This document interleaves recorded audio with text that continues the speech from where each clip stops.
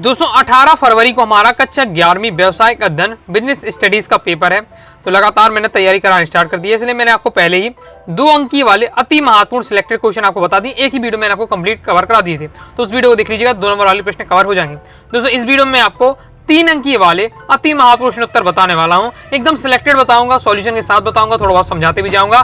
तो आपको क्या है, अच्छे से आपको इन्हें तैयार कर लेना है। बाकी मैंने आपको प्लेलिस्ट बना दी है, क्लास 11 बिजनेस स्टडीज वार्षिक परीक्षा इंपॉर्टेंट क्वेश्चन आंसर 2025 के नाम से प्लेलिस्ट है। प्लेलिस्ट पे जाकर क्रम से वीडियो देखकर आप तैयारी कर सकते हैं। ओके, चलिए देख लेते हैं, क्रम से मैं बताते जाऊँ। दोस्तों आप लोग क्या आप देखा होगा, आपको क्या व्यवसायिक अध्ययन सब्जेक्ट की कोई वीडियो नहीं मिलेगी जो आपको अच्छे से बता दे। अगर आप अच्छा स्कोर करना भी चाहते, पढ़ना भी चाहते, तो भी आपको बेस्ट कंटेंट नहीं मिलेगा। फिर मैं आपको बताने और समझाने का प्रयास कर रहा हूँ, क्योंकि अगर आपको क्या अच्छे परसेंटेज बनाना, हिंदी इंग्लिश में आपकी तैयारी कराई है, तो बाकी सब्जेक्ट में आपको अच्छा स्कोर करना पड़ेगा। ओके, तो फिर भी इसलिए मैं आपको क्या मेहनत कर रहा हूँ। तो आप जितने भी स्टूडेंट है, ओके, बस आपको क्या अपनी तरफ से लाइक जरूर कर देना है और अपना एक प्यारा सा कमेंट जरूर कर दीजिएगा। ओके, तो चलिए देख लेते हैं। पहला आपको तैयार करना है, उद्योगों का महत्व समझाइए।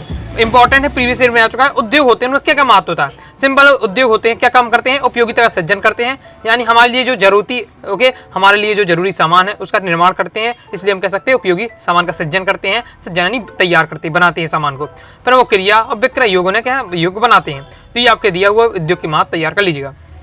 नेक्स्ट, व्यवसाय की 3 विशेषता बहुत ज्यादा महत्वपूर्ण है। पहले तो आपको क्या व्यवसाय क्या है ये आपको तैयार करके रखना है। ओके, फिर इसकी क्या है 3 विशेषताएं हम देख लेते हैं। आपका क्या है, लेखा शास्त्र के पेपर में मैंने आपको बताया था व्यवसाय वाला आपको तैयार करके रखना है, उसमें भी तो वहाँ भी आपका क्या है, एक आपका डी साइड में था आपका व्यवसाय किसे कहते हुए। तो व्यवसाय की विशेषताएं आपको क्या अच्छे से तैयार करके रखनी है। तो ये मानवीय क्रियाएं, उपयोगिताओं का सृजन तथा विक्रय, मूल्यवान वस्तुओं तथा सेवाओं के उत्पादन एवं वितरण, और चौथा है आपका पारस्परिक लाभ के लिए विनिमय। ये सब क्या है, व्यवसाय की विशेषताएं हैं, बिजनेस की सब विशेषताएं हैं। तो क्रम से दोस्तों आपको क्या तैयार कर लेना है। पहले दोस्तों जब भी आपको सॉल्यूशन का तैयार करें तो हेडिंग आपको याद करनी है, तैयार करनी, उसकी हेडिंग आपको पढ़ लेना है। ये 4 हेडिंग लिख देना है।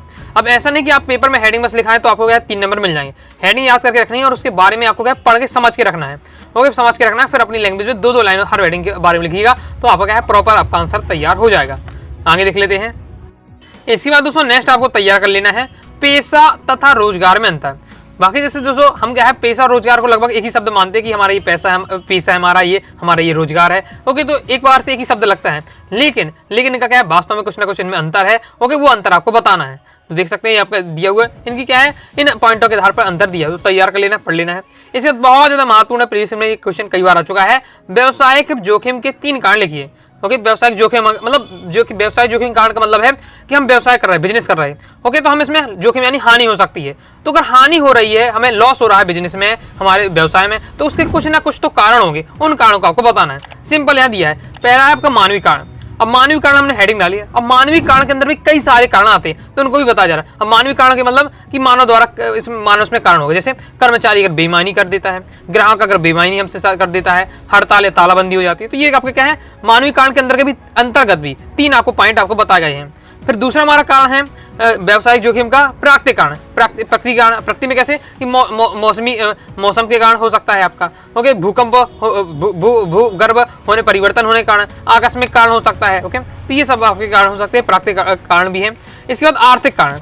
आर्थिक कारण कौन कौन से? आर्थिक आगे फैशन में बदलाव। मान लीजिए कोई कपड़ा बनाने वाली कंपनी है, उसमें क्या है लगातार फैशन बदल रहा है, तो उसे भी लगातार क्या अपना फैशन के अनुसार बदलना पड़ेगा। अगर फैशन के अनुसार वो कपड़े नहीं बना रही तो कंपनी भी उसे लॉस होने लगेगा। इसलिए तो ये आर्थिक कारण में आते हैं। फैशन में परिवर्तन, कीमत में परिवर्तन, प्रतियोगिता का अभाव, तो ये आपके आते हैं आर्थिक कारण के अंतर्गत। तो आपको 3 यहाँ आपको कारण बताए गए हैं, मानवीय कारण, प्राकृतिक कारण और आर्थिक कारण, और उन पॉइंटों के अंदर भी कुछ पॉइंट बताए गए। थोड़ा समझ के रखना है। नॉर्मल आप क्या है अपने से कनेक्ट करके आप पढ़ेंगे इसे रियल लाइफ से, तो आपको यह आसानी होगी याद करने में।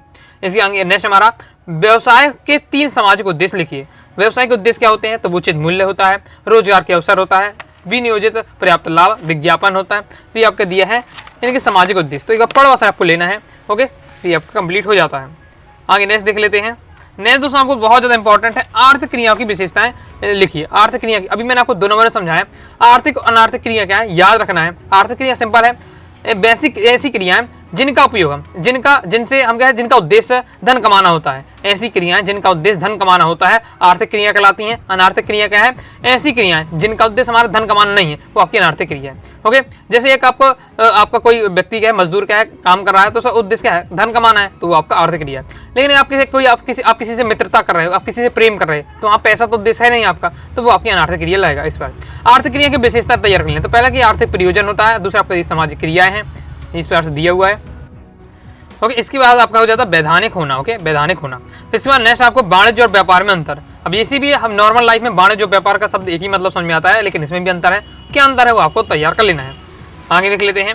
आगे नेक्स्ट व्यापार उद्योग में अंतर, ये बहुत ज्यादा महत्वपूर्ण है, प्रीवियस में आ चुका है। अब देखिए व्यापार उद्योग भी हम एक ही शब्द लेके चलते हुए जैसे पढ़ते हैं तो यही समझ में आता है कि व्यापार उद्योग की बात हो जाता है, लेकिन इसमें भी आपका अंतर है। क्या होता है, देखिए जो उद्योग होता है उसमें वस्तु का उत्पादन होता है। उद्योग यानी जहाँ वस्तु का उत्पादन किया जाए, और व्यापार यानी क्या, मालदान जो माल होता है हमारा उसका क्रय विक्रय किया जाए। ओके, इस टाइप से तो तैयार कर लेना है आपको। 3 पॉइंट इंपॉर्टेंट है, कंप्लीट हो जाता है। इसके बाद व्यवसायिक जोखिम की प्रकृति को स्पष्ट कीजिए। अब जितने भी क्वेश्चन मैं बता रहा हूँ आपको एक ही लाइन याद नहीं है, लाइन याद करेंगे तो आप तो दिन भर में एक ही 2 क्वेश्चन आप याद कर पाएंगे। ओके, आपको क्या करना है, मैंने आपको हेडिंग याद कर लेनी है, उस टॉपिक की से संबंधित हेडिंग याद कर लेनी है, ये आपको भूलनी नहीं चाहिए। फिर आपको पढ़ना है, समझ लेना है, फिर अपनी लैंग्वेज में लिख सकते हैं। ऐसा नहीं कि आप यहाँ व्यवसायिक अध्ययन के पेपर में अपनी भाषा यूज नहीं कर सकते। अपनी भाषा यहाँ यूज कर सकते। आप अर्थशास्त्र होता है, इकोनॉमिक्स, उसमें थोड़ा आपको क्या है, थोड़ा आपको क्या किताबी भाषा लिखनी पड़ती है, लेकिन आप बिजनेस में अबली में अपनी लैंग्वेज लिख सकते हैं आपको, लेकिन समझ कर आपको उस चीज को रखना पड़ेगा पहले। तो व्यवसायिक जोखिम की प्रकृति क्यों आपको पूछा जा रहा है। ओके, तो प्रीवियस में आ चुका है। तो जोखिम का जन्म अनिश्चितता से होता है, जोखिम से बचा नहीं जा सकता है। इसके बाद जोखिम उठाने का प्रतिबल लाभ है, व्यवसाय का आकार और जोखिम की मात्रा, एकाधिकार जोखिम कम करना, ये सब बहुत सारे पॉइंट दिए जोखिम की प्रकृति को जो समझा रहे हैं। 3 से 4 पॉइंट आपको तैयार कर लेना है। और नेक्स्ट और लास्ट आपको तैयार करना है व्यापार की 4 प्रमुख क्रियाओं की समझाइए। व्यापार की 4 प्रमुख सहायक क्रियाएं जो मतलब आपके बिजनेस को आपको बढ़ाते हैं, उसमें सहयोग करते हैं। पहला, परिवहन का साधन। ओके, मान लीजिए या कोई भी सामान वाला बनाने वाली कंपनी है, तो सामान क्या पूरे देश में उसका जाएगा। ओके, तो उसके लिए परिवहन की अच्छा साधन होना चाहिए। दूसरा, संचार के साधन होना चाहिए। फिर बैंक का होना चाहिए, क्योंकि पैसों का लेन देन लगातार होता रहता है, तो बैंकिंग सुविधा भी होना चाहिए और बीमा भी होना। और फिर आपका जाता है भंडार गृह। ये सब आपका क्या है, व्यापार की क्या ये सहायक क्रिया है। ओके, अगर अच्छे से व्यापार चलाना है तो इन सब चीज़ों का होना आपका आवश्यक है। कंप्लीट हो जाता है। आगे देख लेते हैं। जिन जिन अध्याय से जहां से पूछे जाते हैं वही मैं आपको फोकस कर रहा हूं। फिर इसके बाद नेक्स्ट आपको तैयार है सार्वजनिक उपक्रमों के उद्देश्य लिखिए। बहुत ज्यादा महत्वपूर्ण सार्वजनिक उपक्रमों के उद्देश्य, ये आपके पॉइंट बस दिए, पहला पॉइंट, दूसरा, तीसरा, चौथा पॉइंट, क्रम से दोस्तों आपको तैयार कर लेना है। ओके, इसके बाद आगे देख लेते हैं। अब नेक्स्ट आपको ये तैयार करके रखना है निजी उपक्रम और सरकारी उपक्रम में अंतर। इंपॉर्टेंट है बहुत ज्यादा, स्क्रीनशॉट आप लिख लीजिए एक बार, मैं पूरा आपको दिखा रहा हूँ। अगर समझ में दिक्कत हो रही है तो वीडियो को फुल क्वालिटी में देखिएगा, कोई दिक्कत नहीं होगी, स्पष्ट आपको समझ में आ जाएगा। स्क्रीनशॉट लीजिए, तैयार आपको कर लेना है, पढ़ लेना है निजी उपक्रम और सरकारी उपक्रम में अंतर। इसके बाद दोस्तों सरकारी कंपनी के लाभों को संक्षेप में लिखिए। तो सरकारी कंपनी के क्या क्या लाभ होते हैं, तो स्थापना सुगम होती है, लचीला संगठन होता है, आंतरिक प्रबंध की स्वतंत्रता होती है, व्यवसाय के सिद्धांत का महत्व होता है, ओके, स्थायित्व की बात होती है, साथ ही विशेषज्ञों की सेवाओं का लाभ होता है। ये सरकारी कंपनी के लाभों के दिए हुए। ओके, आगे देख लेते हैं। इसके बाद नेक्स्ट हमारा चैप्टर रहता है व्यवसायिक वित्त के स्रोत। इससे आपका 3 नंबर क्वेश्चन बनता है, तो जिसमें आपको सबसे पहले तैयार करना है समता अंशों के 3 गुण लिखिए। बहुत ज्यादा महत्वपूर्ण है, एकदम तैयार करके रखना है। यहाँ तो आपको 8 एकदम दिए हुए गुण, लेकिन आपको 3 से 4 आपको माइंड में अपने रखना है समता अंशों के गुण। तो ये आपके समता अंशों के गुण दिए हुए हैं। ओके, तो इसे आपको तैयार कर लेना है। आगे नेक्स्ट दोस्तों आपको तैयार करना है संचित आय के गुण, क्योंकि समता अंशों के गुण, आपको संचित आय के गुण, आड़त के गुण, ये आपको क्या है, अब इतने सारे सेट आ रहे हैं, तो किसी में आपका संचित आय का गुण आएगा, किसी में आड़त के गुण आएगा, किसी में आपका क्या है समतांशों के गुण आएगा। ओके, वाणिज्य पत्र की लाभ आएगा। तो इस प्रकार से आपका क्वेश्चन आएंगे अलग अलग में, तब आपको तैयार करके रखना है। ये आपके दिए हुए संचित आय के गुण।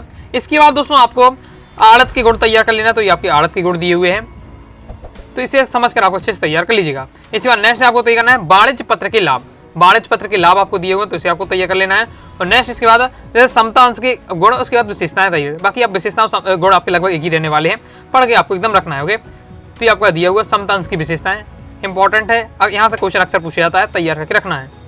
इसके बाद दोस्तों आपको व्यावसायिक साख के कोई 3 गुण लिखिए। तो व्यावसायिक साख के आपको गुण भी तैयार कर लेना है, ये आपका दिया हुआ है। तो इस प्रकार से दोस्तों मैंने आपके सिलेक्टेड आपको जो 3 अंक की वाले प्रश्न थे मैंने आपको बता दिए हैं, सॉल्यूशन के साथ बताए हैं। ओके, तो स्क्रीनशॉट लेकर या वीडियो पोस्ट करके वहीं आपको तैयार कर लेना है। जितने क्वेश्चन बताए इतने आपको तैयार करके रखना है। बाकी टाइम मिलता है और भी आप पढ़ना चाहते हैं तो अपने हिसाब से फिर आप पढ़ सकते हैं। तो आइए दोस्तों को वीडियो पसंद आए लाइक करके सब्सक्राइब जरूर कर दीजिएगा। साथ ही दोस्तों टेलीग्राम चैनल व्हाट्सएप चैनल को ज्वाइन कर लीजिएगा। कोई दोस्तों डाउट रहता है कमेंट बॉक्स में आप जरूर पूछिएगा। मिलते हैं नेक्स्ट वीडियो में, तब तक के लिए बाय बाय।